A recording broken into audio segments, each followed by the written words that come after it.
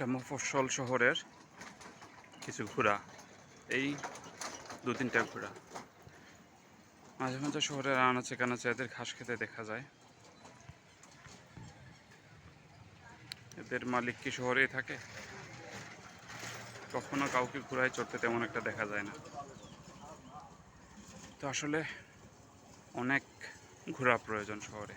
যদি অনেক মানুষের অনেক ঘোড়া থাকে, ঘোড়ায় চড়ার মধ্যে একটা বীরত্ব আছে, সাহসিকতা আছে, একটা বলিষ্ঠ মানসিকতা আছে।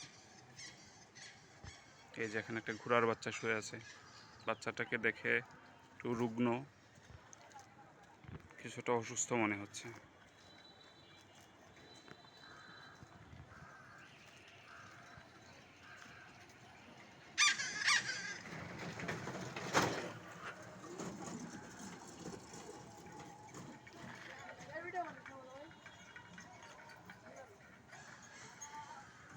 আমাদের আরও অনেক ঘোড়া প্রয়োজন, অনেক মানুষের আরও অনেক ঘোড়া প্রয়োজন।